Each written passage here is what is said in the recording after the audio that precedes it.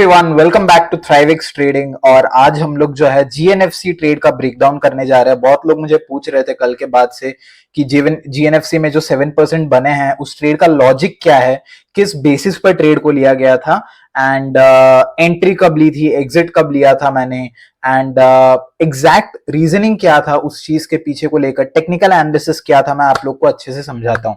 ठीक है, तो let's start with GNFC on a daily time frame. अगर हम लोग जीएनएफसी को on a daily time frame देखें तो ये स्टॉक बहुत रैली किया था 2021 में, एंड उसके बाद से एक छोटा सा डाउन ट्रेंड पकड़ चुका था। ये कब की बात है? डाउन ट्रेंड स्टार्ट हुई हमारी अप्रैल 2022 से, एंड ये डाउन ट्रेंड में अभी तक यानी कि अप्रैल 2023 तक ये एक डाउन ट्रेंड में ही था। यानी कि करीब करीब 12 महीनों के लिए GNFC was on a down trend for a daily time frame. यानी कि ये लोअर हाई और लोअर लो लगाते ही जा रहा था। एंड जो रिसेंट अभी इसमें चेंज हुआ है वो ये हुआ है कि इसका जो लास्ट लोअर हाई था, यानी कि ये जो लोअर हाई था, ये लोअर हाई वेडनेसडे 8 मार्च का, इस लोअर हाई को इसने तोड़ा था ऑलमोस्ट वेडनेसडे 26 अप्रैल को। यानी कि एक महीने के बाद, एक साल के डाउन ट्रेंड के बाद अप्रैल 26 को जो है जीएनएफसी ने अपना चेंज ऑफ कैरेक्टर किया था। अब चेंज ऑफ कैरेक्टर बहुत लोगों को समझ नहीं आता होगा, बट मैं सिंपल भाषा में समझा देता हूं। Change of character basically money flow change होना होता है। यानी कि अगर एक स्टॉक से पैसे, देखे, डाउन ट्रेंड का मतलब सिंपल है कि पैसे निकाल रहे हैं, ठीक है, लोग बेचते जा रहे हैं। और जब change of flow, change of character होता है, इसका यह मतलब है कि अब जो है पैसे निकालने के बजाय लोग पैसे डाल रहे हैं। और इसीलिए हम लोग को लास्ट लोअर हाई का ब्रेक मिला और एक बुलिश स्ट्रक्चर यहां पे देखने को मिला। तो जीएनएफसी ने अपना लास्ट लोअर हाई तोड़ा जो कि अराउंड 574 का था, और इसने एक नया हाई लगाया 660 का। यानी कि ऑलमोस्ट एक 100 पॉइंट्स की रैली हम लोग को मार्च से अप्रैल मई के बीच में देखने को डेफिनेटली मिली। ठीक है, ये तो हो गया, मेरे को पहला इंडिकेशन मिला कि स्टॉक जो है अब धीरे धीरे बुलिश हो रहा है। ठीक है, अब दूसरा इंडिकेशन क्या था? It consolidate for a lot of time. अब ऐसी कंसोलिडेशन का मतलब जो है मेरे हिसाब से बहुत सिंपल होता है कि there is a lot of liquidity नीचे की तरफ, ठीक है, और ऊपर की तरफ भी। बट इसमें हम लोग नीचे की तरफ लिक्विडिटी को कंसिडर करेंगे बिकॉज चेंज ऑफ कैरेक्टर हम लोग को हो चुका था। तो this liquidity under these levels is very very important for me. Liquidity का मतलब यहां पर बहुत सारे ऑर्डर्स जो भी हैं इस लेवल के नीचे पेंडिंग होके रह गए थे, बिकॉज ये कंसोलिडेशन में बहुत टाइम के लिए चला गया था। और मेरा व्यू जो है बुलिश है, बिकॉज जैसे मैंने आपको बोला था चेंज ऑफ कैरेक्टर हम लोग को जीएनएफसी में देखने को मिल गया था। यानी कि बियरिश डाउन ट्रेंड से स्टॉक अप ट्रेंड का जो फर्स्ट स्टेज है, यानी कि जो फर्स्ट स्टेप है, वो चेंज हम लोग को जीएनएफसी में दिखाया। ठीक है, अब यहां तक समझ आ जाने के बाद मेरे को 1 आवर टाइम फ्रेम में जब मैं जाता हूं तो मेरे को यहां पे दिखता है कि ये एक ओबी है, यानी कि ये एक ऑर्डर ब्लॉक है। ऑर्डर ब्लॉक का अगर मैं सिंपल से आपको मतलब समझा दूं, जो ये जो एंटायर मूव आया है 100 रुपए का, ठीक है ना, 530 से लेके 660, 130 रुपए का जब मूव आया है उसका ओरिजिन इसी जगह से हुआ था। ठीक है, तो मैं इसको एक डिमांड हैश, एक बुलिश ऑर्डर ब्लॉक की तरह ट्रीट करूंगा।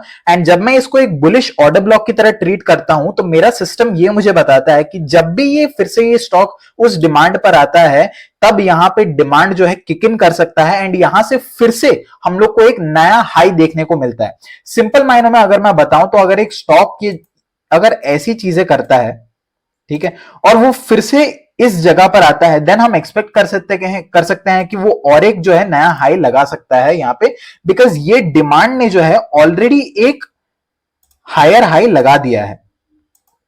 तो सिंपल सा यहाँ पे एनालिसिस है कि अगर एक स्टॉक अप ट्रेंड में है तो एवरी डिमांड पे जो है हम लोग को एक बाइंग अपॉर्चुनिटी मिलती है, एंड अगर एक स्टॉक डाउन ट्रेंड में है तो एवरी सप्लाई पर एक शॉर्टिंग अपॉर्चुनिटी हम लोग को देखने को मिलती है। That is a very simple logic. ठीक है, तो यहाँ पे हम लोग को एक ऑर्डर ब्लॉक देखने को मिला अराउंड 536 टू 531, ये 522, ये 10 रुपए के बीच में एक ऑर्डर ब्लॉक देखने को मिला। इस ऑर्डर ब्लॉक पे जीएनएफसी ने टैप किया था अराउंड अगस्त 14 को, मंडे के दिन टैप किया था। एंड मेरा एंट्री यहां पर इसीलिए बना था बिकॉज हम और थोड़े से छोटे टाइम फ्रेम में चल जाते हैं। देखिए, एंट्री मैं ये चीज निफ्टी और बैंक निफ्टी में भी आप लोग को बताया हूं, क्या बताया हूं कि अगर एक ऑर्डर ब्लॉक है और वो टैप नहीं हुआ है, यानी कि एक बहुत अच्छा मूव आ गया है उस सप्लाई से और अब वो सप्लाई एक बार भी टैप नहीं हुआ है, देन वो सप्लाई के टैप पर हम लोग डेफिनेटली एक बार ट्रेड ले सकते हैं, और या फिर वो डिमांड के टैप पर हम लोग ट्रेड ले सकते हैं, बिकॉज वो मिटिगेट नहीं हुआ है even after a huge move.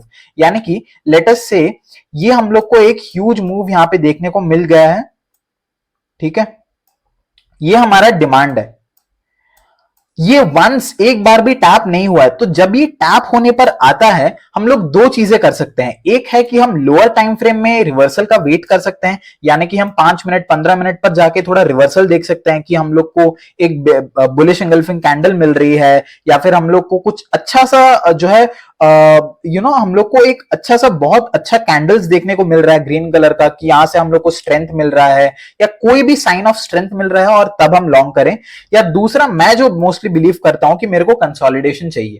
अगर एक डिमांड पर स्टॉक आ रहा है और वीवैप के ऊपर वो कंसोलिडेट कर रहा है विथ वेरी लो वॉल्यूम्स, यहां पर आप वॉल्यूम्स देखिए, ये जो सेलिंग के वॉल्यूम्स थे बहुत ज्यादा थे, बट जो कंसोलिडेशन के वॉल्यूम्स थे वो ड्राई अप हो गए थे एंड बहुत ही कम हो गए थे, ऑलमोस्ट एकदम बहुत ही ज्यादा कम हो गए थे मिड ऑफ द डेट तक।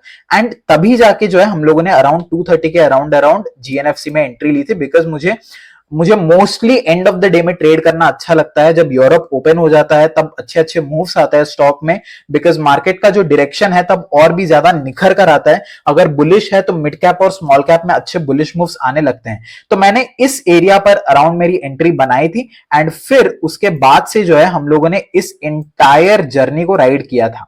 अब और एक रीजन ये भी था मेरा इस जगह पर एग्जिट करने का, वो ये था कि there is a huge imbalance. अगर मैं इस वीवैप को हटा दूं तो यहाँ पे मुझे दिखता है कि यहाँ पे बहुत बड़ा रेड कैंडल है, एंड उसके बाद से भी बहुत ज्यादा चॉपी प्राइस एक्शन है।